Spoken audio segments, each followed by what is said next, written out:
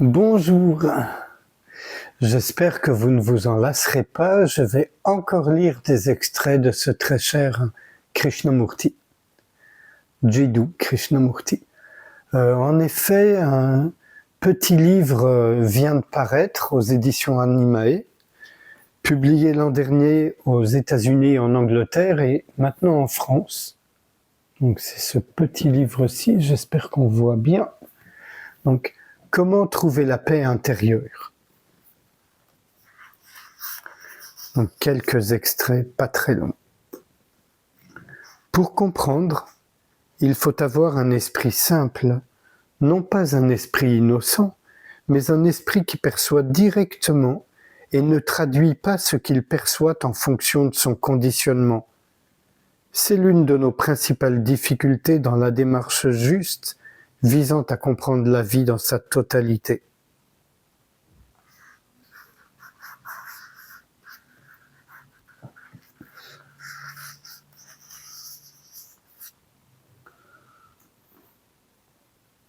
Votre esprit est conditionné. Ça, c'est un discours de 1954 tenu à New York. Ce conditionnement empêche la paix, engendre la guerre, la destruction et la misère. Si vous ne vous libérez pas complètement de votre conditionnement, il n'y aura pas de paix réelle dans le monde. Il n'y aura que la paix des hommes politiques pris en tenaille entre d'immenses forces et puissances, autrement dit, la terreur. Pour avoir la paix, l'esprit doit être totalement inconditionné. Il vous faut véritablement le réaliser, pas de manière superficielle, pas pour garantir votre sécurité ou pour votre compte en banque. La paix est un état d'esprit. La paix, ce n'est pas le développement de moyens monstrueux pour se détruire les uns les autres et ensuite maintenir la paix par la terreur. Avoir une vraie paix dans le monde, c'est vivre heureux, de façon créative, sans éprouver la peur, sans assurer sa sécurité par le biais d'une forme de pensée ou d'un mode de vie particulier. Pour jouir d'une telle paix, l'esprit doit être totalement libéré de tous les conditionnements imposés par l'extérieur ou cultivés à l'intérieur. Je me permets un tout petit commentaire parce qu'il se trouve que j'ai très longtemps fréquenté les groupes Krishnamurti et d'autres qui comprennent souvent de travers cette histoire de déconditionnement. Certains cherchent vraiment à n'avoir aucun conditionnement. C'est totalement absurde. Ça ne peut que finir mal, c'est-à-dire en psychiatrie ou dans la tombe. Sauf si vous choisissez l'incinération. Pardon, c'est de mauvais goût, mais... Non. Se déconditionner, c'est voir ces conditionnements et ne pas s'impliquer dedans. Du coup, on en est libre. Mais il y a forcément des conditionnements biologiques, génétiques, éducatifs, sociologiques, j'en passe. Vous voyez? Mais quand ces conditionnements, on ne s'identifie pas à eux, qu'on ne s'implique pas en eux, on en est libre. Je crois vraiment que c'est ce que Krishnamurti veut dire. Et un tout dernier extrait. Comment l'esprit libre vit-il dans ce monde? Krishnamurti. Tant que l'esprit restera engagé dans le flux des souvenirs, plaisants ou non, tant qu'il sera retenu dans le principe de causalité et qu'il utilisera le présent pour aller du passé vers le futur, jamais il ne sera libre. La liberté est dès lors une idée et non une réalité.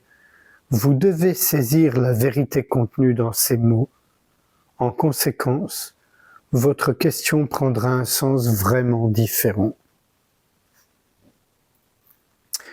Questionneur, si j'en saisis la vérité justement, y aura-t-il liberté? Krishnamurti. Spéculer est vain. Il faut faire face à la vérité. Le fait est que la liberté n'existe pas tant que l'esprit reste prisonnier du passé. Quelqu'un de libre dans ce sens ultime, a-t-il une relation avec la relation de cause à effet? Si la réponse est non, qu'est-ce que cette liberté a de bon? Quelle valeur, quelle signification a une personne libre dans ce monde de joies et de peines? C'est pour le moins étrange de penser le plus souvent en termes d'utilité. Ne vous posez pas cette question alors que vous êtes à bord d'un bateau à la dérive sur le flot du temps.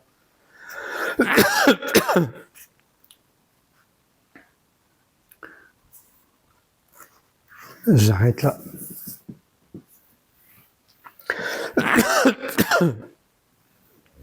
Les ravages du rhume, ravage tout à fait modéré, si vous le voulez bien, sans réfléchir à ce qui vient d'être lu et un peu dit, je vous invite à passer un moment en silence avec moi, à ne rien faire du tout, même pas s'efforcer à observer, surtout pas, juste être, et ne s'impliquer dans rien, et ne réagir à rien.